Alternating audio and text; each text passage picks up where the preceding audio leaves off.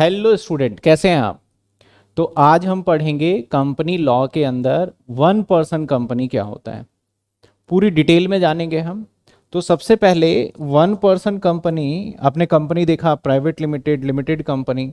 तो इसी तरीके से जब न्यू कंपनी लॉ आया था, यानी कंपनी एक्ट, जब कंपनी एक्ट हमारा क्या आया था सर 2013।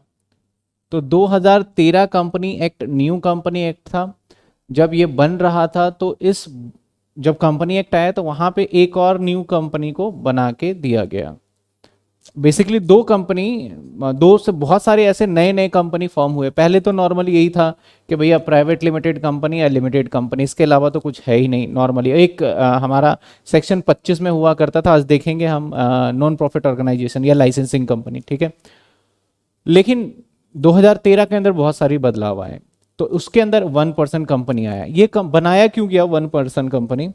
क्योंकि बहुत सारे लोगों को ना अपना शेयर्स होल्डर पैटर्न जो होता है ना, जैसे आप एक बिजनेस कर रहे हो इंडिविजुअली, तो आप अपने कंपनी बनाना चाह रहे थे। जैसे मान लेते हैं mister Ram, for suppose example ले रहा हूँ, मिस्टर राम जो है ये बहुत अच्छा बिजनेस चल रहा है, बहुत लार्ज स्केल पे काम कर रहा है ये। अब ये क्या चाहता है, और ये अकेला करता है, ये इंडिविजुअल है, ये अकेला करता है। और ये क्या चाहता है कि मैं अपनी कंपनी को भी ना अपना रजिस्टर्ड करा दूं। तो भैया जब इंडिविजुअल था तो ये सोल प्रोप्राइटरशिप कर सकता था, और इतने सारे रजिस्ट्रेशन नहीं करा सकता था जितना कि होना चाहिए। नॉर्मली अपने ट्रेडमार्क रजिस्टर करा लो, सोल प्रोप्राइटरशिप में रजिस्टर करा लो, टैक्स वैक्स भरो, बस यही था, चाहे आपकी कितने भी बड़ी। और अगर आप बहुत अच्छे से काम करना चाहते हो, अपनी कंपनी को और एक्सपेंशन करना चाहते हो, तो आपको प्राइवेट लिमिटेड बनाना पड़ेगा। और प्राइवेट लिमिटेड के लिए आपके शेयर होल्डर आ जाएंगे, आपका एक और हिस्सेदार आ जाएगा, क्योंकि प्राइवेट लिमिटेड बनाने के लिए मिनिमम 2 व्यक्ति की रिक्वायरमेंट थी। तो उस टाइम ऐसे पर्सन जिनका बिजनेस बहुत अच्छा था वो ज्यादा एक्सपेंड नहीं कर पा रहे थे।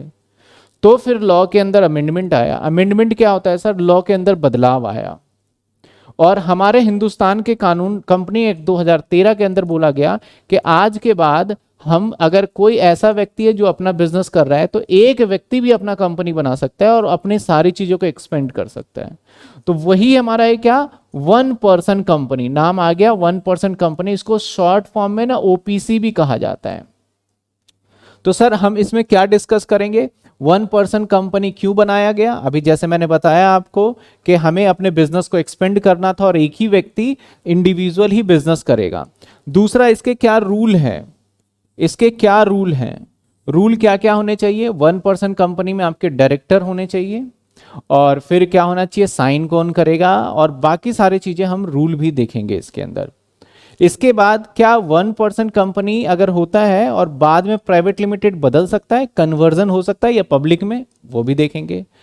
क्या प्राइवेट कंपनी 1% कंपनी में कन्वर्जन हो सकता है, वो भी देखेंगे। क्या हमारा यहाँ पे क्या क्या बेनिफिट्स मिल जाता है, क्या क्या, मतलब कि देखो प्राइवेट कंपनी तो एक बड़ी कंपनी है, 1% छोटी है, तो ऑब्वियस है कि 1% कंपनी के अंदर सरकार ने कम रूल एंड रेगुलेशन रखे होंगे। तो क्या ऐसी चीजें जो इसको बेनिफिट मिलेगी अदर कंपनी के मुकाबले। तो हम इसके अंदर क्या क्या देखने वाले हैं, रूल देखने वाले हैं, और क्या देखेंगे, कन्वर्जन देखेंगे, कन्वर्ट कैसे हो जाता है। उसके बाद क्या देखेंगे सर, हम एग्जेम्पशन देखेंगे। तो 3 चीजों पे बड़ा ही क्वेश्चन पूछा जाता है इसमें वन पर्सन कंपनी पे। तो रूल, कन्वर्जन, और आपके क्या क्या बेनिफिट मतलब छूट मिलता है, ठीक है ना। तो ये था हमारा वन पर्सन कंपनी। चलिए आइए देखते हैं क्या क्या हमारे इसके अंदर है बेनिफिट, क्या क्या रूल है। तो सबसे पहले देखिए क्या कहता है, आप ध्यान से देखिएगा। देखिए क्या कहता है, वन पर्सन कंपनी यानी ओपीसी। ओपीसी में क्या कहा गया, चलिए कहता है द कंपनी एक्ट 2013 इंट्रोड्यूस। मैंने कहा था ना ये कंपनी एक्ट 2013 के अंदर इंट्रोड्यूस होके आया था ये वन पर्सन कंपनी। इसकी थिकनेस बढ़ा लेते हैं थोड़ा, ठीक है, of one person company. Okay sir, ये समझ में आ गया। आगे कहता है this is made possible to company with only 1 member. पहले ना 2 मेंबर हुआ करते थे, लेकिन जब से वन पर्सन कंपनी आए सिर्फ 1 मेंबर के लिए बनाया गया, यानी अकेला व्यक्ति ही बिजनेस कर पाए और वो अपने नाम के आगे प्राइवेट लिमिटेड या प्राइवेट लिमिटेड वर्ड का इस्तेमाल कर पाए और एक रजिस्टर रिकॉग्नाइज जिसे कि इंटरनेट पे या कहीं भी बोल सके भाई हम भी प्राइवेट लिमिटेड कंपनी है। OPC provide benefit both form, आप जो सोल प्रोप्राइटर करते हैं उसके तो सारे बेनिफिट्स मिलेंगे और साथ के साथ आपका स्टेटस कंपनी वाला भी माना जाएगा विद द फॉर्मेशन जब बन जाएगा। सर इसके अंदर आपके क्या क्या रूल्स हैं, सर इसके अंदर क्या क्या रूल्स हैं, एक सेकेंड। तो हाँ जी, तो हमने देखा 1% कंपनी क्या था, अब हम क्या देखने वाले हैं कि 1% कंपनी के अंदर क्या क्या रूल है। रूल जैसे मैं बोलूं तो इंडियन सिटीजन ही 1% कंपनी बन सकता है, और अगर कोई फॉरेनर चाहता है ना कि 1% कंपनी इंडिया में आके बना ले तो ऐसा नहीं हो सकता। दूसरा, आप एक से ज़्यादा 1% कंपनी के अंदर नॉमिनी भी नहीं हो सकते और एक से ज़्यादा 1% कंपनी भी नहीं बना सकते। तीसरा, आप लाइसेंसिंग कंपनी में कन्वर्ट भी नहीं हो सकते। लाइसेंस कंपनी क्या होता है अभी हम थोड़ी देर बाद देखेंगे, तो फटाफट से हम देख लेते हैं ओवरव्यू। और ये सारे के सारे नोट्स ना आपको अवेलेबल हो जाएगा कंटेंट में और उसके अकॉर्डिंगली हम चलेंगे। तो कहता है कि नेचुरल, और इसके अंदर क्या होगा सर, ये नेचुरल पर्सन ही बनेगा और इंडियन सिटीजन ही बनेगा। मैं मार्क करता जा रहा हूँ जो जो चीज़ें मेन चीज़ें हैं।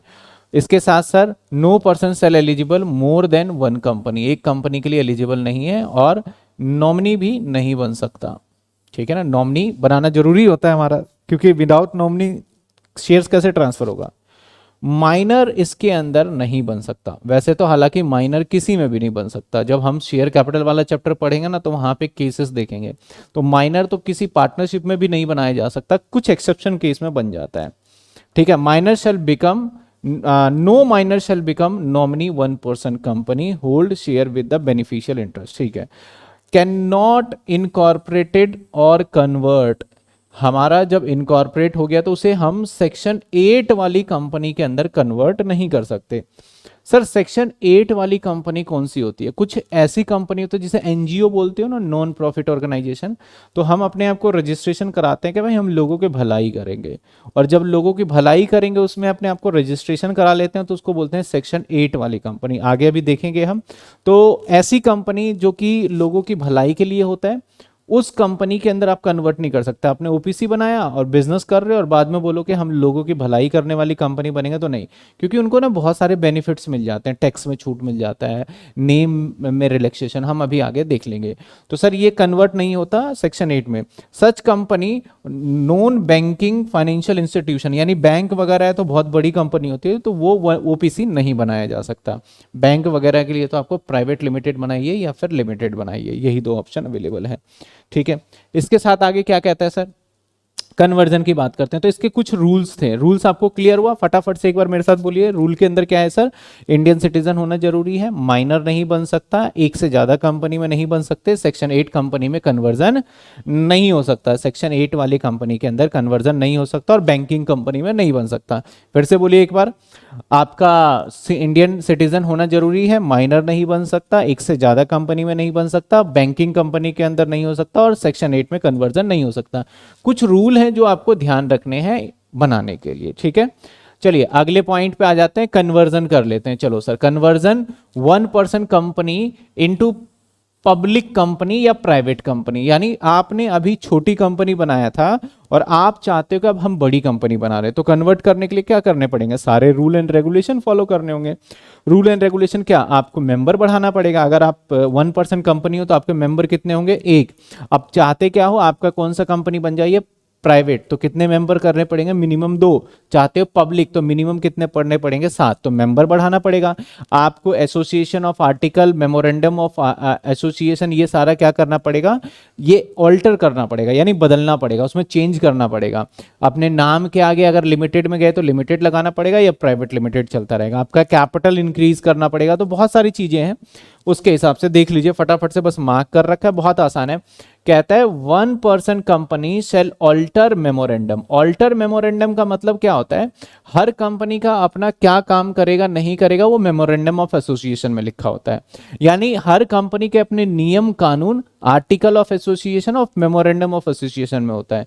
तो 1% कंपनी जब बना होगा तो 1% कंपनी के हिसाब से वो काम कर रहा होगा, लेकिन अब जब बनेगा ये प्राइवेट, तो प्राइवेट के हिसाब से तो उसको उसके नियम कानून भी चेंज करने पड़ेंगे।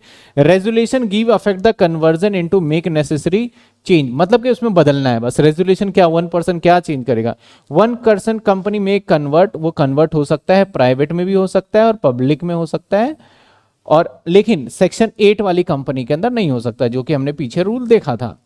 कहता है the company shall file application, जैसे ही कन्वर्ट होगा ना तो आईएनसी, सर आईएनसी क्या है, ये फॉर्म नंबर होता है आईएनसी, इनकॉर्पोरेशन फॉर्म नंबर 6 में कन्वर्जन प्राइवेट या पब्लिक को है, अदर देन सेक्शन 8, सेक्शन 8 वाला तो बनेगा ही नहीं, उसको क्या करना है, एक अलोंग विद द प्रिस्क्राइब फी, जो भी फी लगता होगा रजिस्ट्रेशन ऑफिस में 2014 में अटैच डॉक्यूमेंट करके, और ये डॉक्यूमेंट देने पड़ेंगे, alter MOA, copy of resolution, the list of आपका प्रपोज्ड मेंबर, जो मेंबर होंगे, डायरेक्टर कितने होंगे, लिस्ट ऑफ क्रेडिटर, या और एटलीस्ट ऑडिटेड बैलेंस शीट आपको दोनों जमा करना होगा। यानी सर सिंपल सी बात है, कन्वर्जन करने के लिए क्या क्या करना पड़ेगा, ध्यान रखिए क्या करना पड़ेगा। अगर आप ओपीसी से कन्वर्ट करना चाहते हो पीवीटी में, तो नंबर 1 सबसे पहले अपना एमओए एंड एओए को ऑल्टर करो।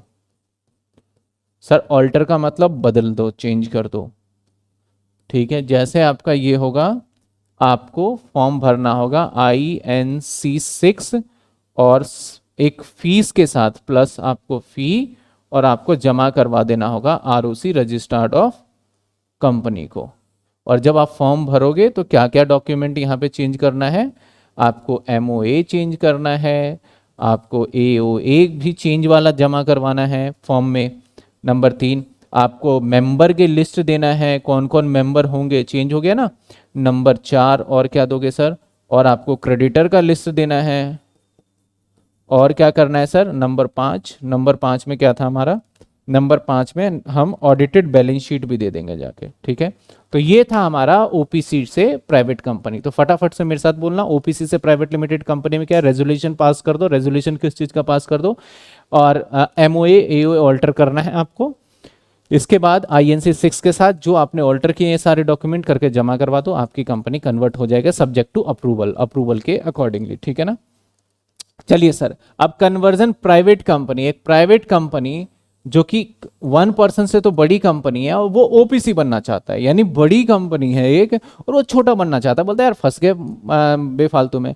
तो ऐसे सिचुएशन में क्या करना होगा, ऐसे सिचुएशन में आपको कुछ फॉलो करना होगा, क्योंकि जब आप होगे क्या, जब आप होगे प्राइवेट लिमिटेड तो आपके 2 मेंबर होंगे, लेकिन आप कन्वर्ट होगे किस में, ओपीसी में, तो आपको कितने मेंबर करने पड़ेंगे, 1 मेंबर करना पड़ेगा, ठीक है। साथ के साथ आपको कैपिटल भी आपका देखना पड़ेगा कि कितना होना चाहिए। तो क्या कहता है देखिए, आप private company other than company registered under section 8, तो पहले तो सेक्शन 8 वाली कंपनी हर जगह डालना ही है, क्योंकि वो तो हो ही नहीं सकता। हैविंग पेड अप कैपिटल, जिसका पेड अप कैपिटल कितना होना चाहिए, 50 लाख और उससे कम होगा।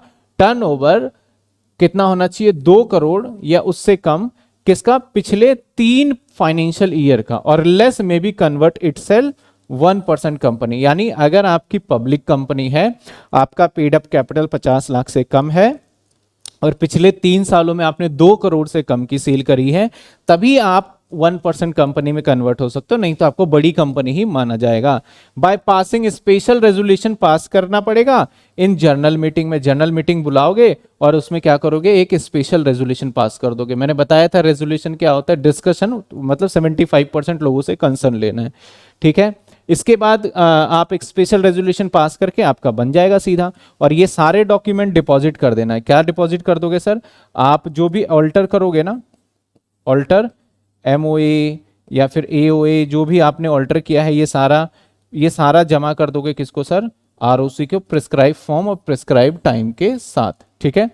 तो अब देखिए दोनों अलग अलग बातें थे, आप छोटी कंपनी से बड़ी में जाना चाहते हैं उसको भी कन्वर्जन, और बड़ी से छोटी में आना चाहते हैं दोनों। सर अगर आप ओपीसी बनाते हो तो आपको क्या क्या एग्जेम्पशन मिल जाता है, ठीक है, देख लेते हैं क्या क्या बेनिफिट्स मिल जाता है एग्जेम्पशन 1% कंपनी में। सबसे पहले 1 डायरेक्टर हो सकता है, कितने director, in case OPC subject to maximum 15 director. Sir अब ये 15 डायरेक्टर वाला क्या फंडा है, मैं थोड़ा सा समझा दूं। अगर मैं डायरेक्टर की बात करूं ना, तो 2 चीजें याद रखना, एक मिनिमम और एक मैक्सिमम। 3 तरीके का कंपनी है, एक ओपीसी है, एक पीवीटी है, एक लिमिटेड है। यहाँ पे मिनिमम 1, 2 और 3 डायरेक्टर, ऐसे याद रख लेना। अगर ओपीसी तो कम से कम 1 डायरेक्टर होना चाहिए, प्राइवेट में कम से कम 2, लिमिटेड में कम से कम 3 और मैक्सिमम सभी में 15 बोला गया है। ये डायरेक्टर बढ़ भी सकता है इन केस हमें अप्रूवल मिल जाए board of director, board of resolution में सारी चीजें करने के बाद। तो अब देखिए अगर यहाँ पे 1 डायरेक्टर है ओपीसी के अंदर तो क्या आपको बोर्ड मीटिंग करनी पड़ेगी? डायरेक्टर की जरूरत ही नहीं, आप अकेले हो कैसे मीटिंग कर सकते हो? तो ये सब बेनिफिट आपको मिल जाता है। तो यहाँ पे बोलता है मैक्सिमम 15 हो सकता है। सोल मेंबर अगर होगा individual deem to be first director, वही डायरेक्टर बन जाता है, यानी जो कंपनी का शेयर होल्डर होता है, एक ही शेयर होल्डर होता है, वही डायरेक्टर माना जाएगा। नॉट रिक्वायर्ड टू रोटेशन, यहाँ पे रिटायर वगैरह जो होता है ना, द डायरेक्टर को जरूरत ही नहीं, क्योंकि एक ही डायरेक्टर होता है जनरली, तो उसको क्या हम रिटायर बदलेंगे? नहीं बदला जा सकता। रोटेशन का मतलब क्या होता है, आप डायरेक्टर वाले चैप्टर में पढ़ेंगे कि हर डायरेक्टर को ना समय समय पे बदल दिया जाता है, कुछ समय के बाद उसको चेंज करना जरूरी होता है। ऐसा क्यों होता है? क्योंकि कंपनी में फ्रॉड वगैरह ना कर दे वो। तो सेम जैसे कि सरकारी नौकरी करोगे ना, तो एक जगह पे आपको पोस्टिंग नहीं दी सकती, बदल देते हैं ताकि आप वहां के लोगों से ज्यादा घुल मिल ना जाओ, आप वहां पे रिश्वत ज्यादा ना ले पाओ, इसलिए सिर्फ। तो सेम यहाँ रोटेशन, अब भैया डायरेक्टर ही एक होगा तो उसको रोटेशन नहीं करने का यहाँ परमिशन है, मतलब नहीं, अगर ज्यादा डायरेक्टर है तो कर सकते हैं। There is only 1 director, no आपका यहाँ पे बोर्ड मीटिंग करने का कोई जरूरत नहीं है। नोड कंपल्सन, मतलब कि आपको कंपल्सन ही नहीं है कि आप बोर्ड मीटिंग करो, एक ये बेनिफिट मिल गया आपको। डायरेक्टर एटलीस्ट बोर्ड मीटिंग करना पड़ेगा आपको 90 दिन के अंदर। आपको कितना करना पड़ेगा? 2 ही मीटिंग करनी पड़ेगी साल में, बाकी सब में 4 मीटिंग करनी पड़ती है साल के अंदर, कंपलसरी होता है, कानून कहता है 4 मीटिंग करनी है। लेकिन अगर ओपीसी है तो बोलता है 2 ही मीटिंग कर लो। अगर डायरेक्टर ज्यादा है तो, जैसे कि मैक्सिमम 15 हो सकते थे, तो डायरेक्टर ज्यादा है तो कितने कर लोगे? 2 मीटिंग। 90 दिन से वैसे करना, 90 दिन, जैसे 90 दिन से कम में नहीं, ऐसे नहीं कि आज मीटिंग कर लिया, कल मीटिंग कर लिया, हो गया साल में 2 मीटिंग, नहीं। पहली मीटिंग करोगे, उसके बाद फिर 90 दिन के बाद मीटिंग आपको बिठाना है, ठीक है। आपको ईजीएम वगैरह, यानी आपको मीटिंग वगैरह, एक्स्ट्रा ऑर्डिनरी मीटिंग वगैरह, इसके लिए आपको कोई नोटिस नहीं देना, क्योंकि वो ओपीसी के ऊपर ये एप्लीकेबल ही नहीं होता, ओपीसी के ऊपर ये एप्लीकेबल नहीं होता। Conversion general meeting not applicable, ठीक है, जनरल मीटिंग नहीं होता। There is no need to prepare, सबसे मेन चीज कैश फ्लो स्टेटमेंट इनको बनाने की जरूरत ही नहीं है। और कुछ बैलेंस शीट के अंदर भी साइन वगैरह करने की एग्जाम्पशन है, तो आपको नोट्स मिलेगा, नोट्स के अंदर सारी चीजें पढ़ सकते हो। तो फटाफट चलिए मेरे साथ बोलिए क्या क्या एग्जाम्पशन मिलेगा। सबसे पहले आप 1 डायरेक्टर हो सकता है और मैक्सिमम 15 डायरेक्टर, वही कहानी है। 1 डायरेक्टर होगा तो डायरेक्टर के रोटेशन भी नहीं होगा। 1 डायरेक्टर है तो डायरेक्टर की मीटिंग भी करने की जरूरत नहीं है। अगर 1 से ज्यादा डायरेक्टर है तो आप मीटिंग सिर्फ 2 ही करना साल के अंदर, 90 दिन के बाद बात करना। कैश फ्लो स्टेटमेंट आपको बनाना नहीं है। तो ये क्या था हमारा 1% कंपनी अगर आप करते हो तो आपको प्रिविलेजेस भी बोल देते हैं इसको, आपको बेनिफिट, एग्जम्पशन और प्रिविलेजेस ये दी जाती है। तो यहां पे हमारा सर खत्म हो जाता है टोटल 1% कंपनी। होपफुली आपको समझ में आएगा। कोई भी पॉइंट आता है आपको अच्छे से लिखना है, और 10 ईयर भी आप ले सकते हो, 10 ईयर से भी पढ़ो और इसके साथ भी पढ़ सकते हो आप।